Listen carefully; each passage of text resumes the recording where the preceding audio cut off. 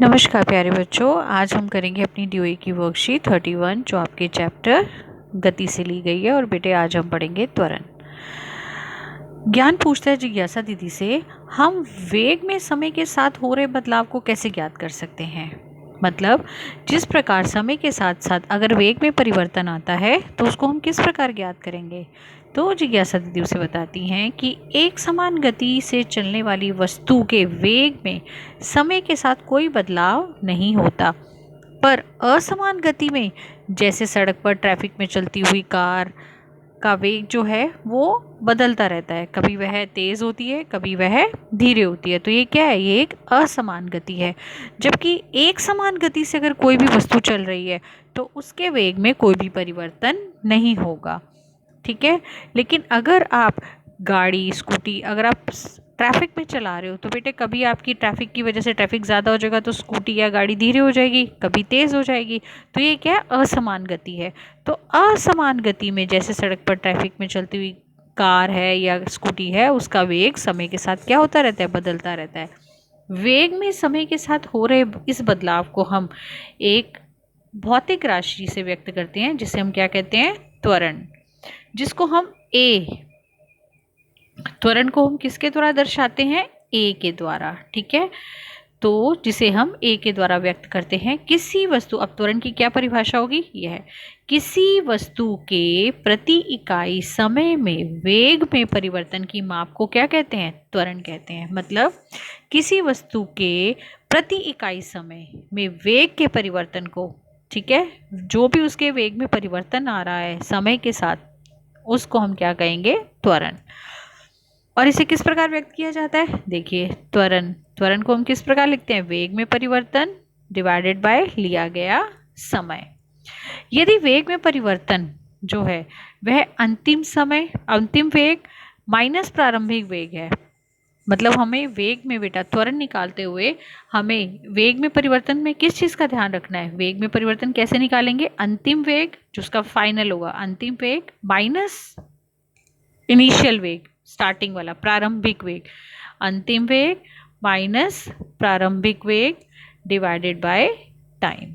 ठीक है, मीन्स अंतिम वेग को हम लिखते हैं, अगर हमें त्वरण किसी भी चीज़ का निकालना है, मतलब ए निकालना है, तो अंतिम वेग को लिखते हैं बेटा v से, प्रारंभिक वेग को लिखते हैं हम u से, और डिवाइडेड बाय टाइम। ये देखिए अंतिम वेग माइनस प्रारंभिक वेग डिवाइडेड बाय टाइम। ठीक है, और इसका मात्रक क्या होता है, इसका मात्रक होता है मीटर पर सेकेंड स्क्वायर। ठीक है, अब देखिए त्वरण, यदि वस्तु का अंतिम वेग और अंतिम वेग वस्तु का अगर प्रारंभिक वेग से अधिक होता है तो यह त्वरण कैसे होता है, धनात्मक होता है। मतलब यह त्वरित गति होती है और ये क्या होगा, धनात्मक होगा। मतलब अगर कोई गाड़ी आपने स्टार्ट करी अपने घर से, ठीक है, और घर की जो रोड है वो काफ़ी पतली है, वहाँ पे आप, और ट्रैफिक भी, और आप गाड़ी धीरे चला रहे हैं, और उसके बाद आप खुली रोड मिलती है और आप गाड़ी तेज़ चलाते हैं, तो यह क्या होगा, आपका अंतिम वेग ज़्यादा हो गया, प्रारंभिक वेग क्या था, कम था, और आपने विराम अवस्था से अगर गाड़ी शुरू करी है तो वो तो ज़ीरो ही हो गया प्रारंभिक वेग।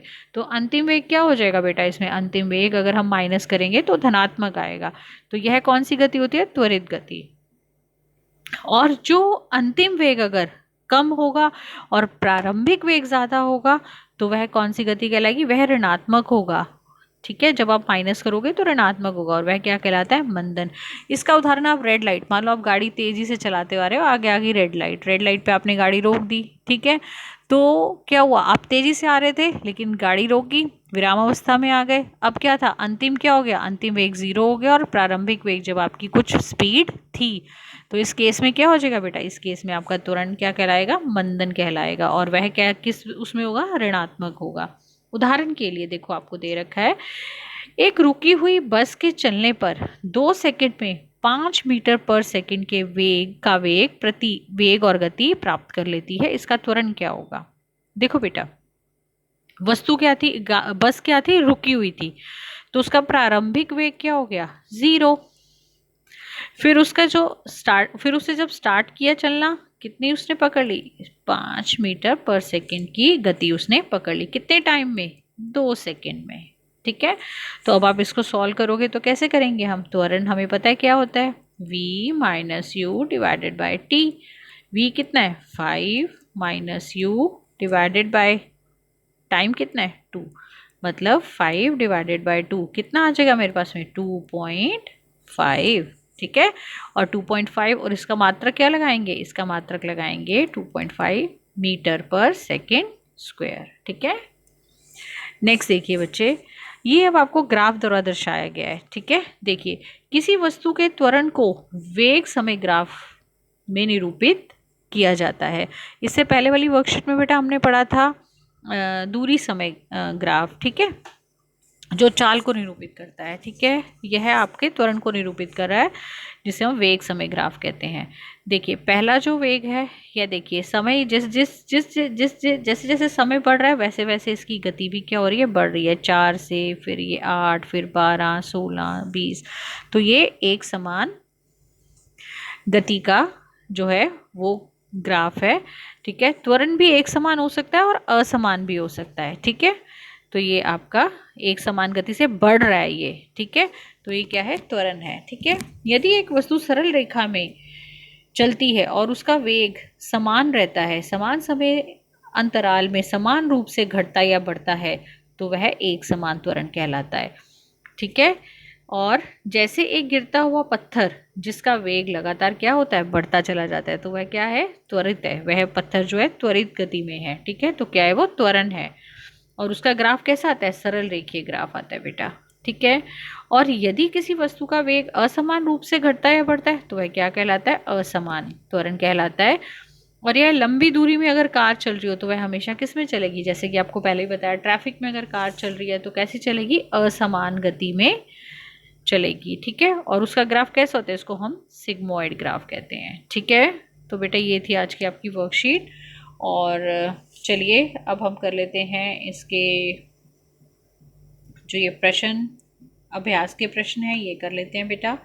देखिए पहला जो है बच्चे, वो हमारे पास आता है क्वेश्चन, त्वरण किसे कहते हैं और इसके सूत्र व इकाई को स्पष्ट कीजिए। ये देखिए बेटा, त्वरण ये रहा आपकी परिभाषा में, ये किसी वस्तु के प्रति इकाई समय में वेग के परिवर्तन की माप को त्वरण कहते हैं। और इसको ये रहा इसका बच्चे सूत्र, इसका क्या हो जाएगा, ये है मीटर पर सेकंड स्क्वायर, ये इसकी इकाई हो गई। ये आप सारा इसमें मेंशन कर सकते हैं, और ये इसमें क्या क्या यूज़ होता है ये आपको बताया गया है। ठीक है, ये आप आंसर यहाँ से यहाँ तक दे सकते हैं। फर्स्ट का आंसर, एक हवाई जहाज पट्टी पर 30 सेकंड में 200 मीटर पर सेकंड का वेग प्राप्त कर लेता है, इसका त्वरण ज्ञात कीजिए। बेटा देखिए इनिशियल वेलोसिटी, उसने बोला कि एक हवाई जहाज हवाई पट्टी पर 30 सेकंड में इतनी वेग प्राप्त कर लेता है, तो इनिशियल वेग इसका क्या लेंगे, 0, और फाइनल क्या हो गया हमारा 200 मीटर पर सेकंड,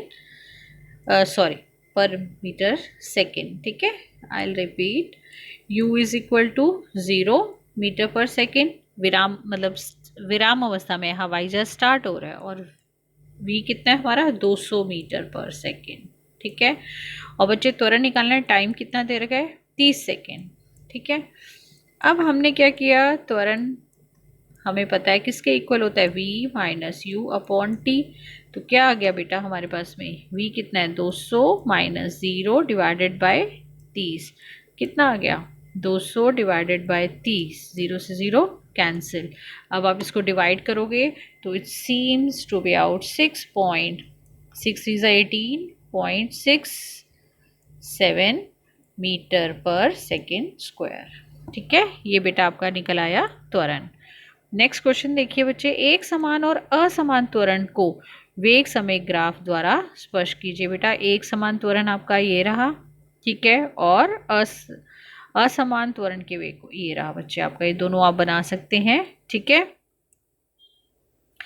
कोई कार एक समान रूप से त्वरित होकर 5 सेकंड में 5 मीटर पर सेकंड से 10 मीटर पर सेकंड की चाल प्राप्त कर लेती है, कार का त्वरण क्या होगा। बेटा देखिए टाइम आपको दे रखा है कितना 5 सेकेंड, कितना दे रखा है 5 सेकेंड, और 5 मीटर पर सेकेंड, यू कितना था 5 मीटर पर सेकेंड, और v आपका कितना है 10 मीटर पर सेकेंड।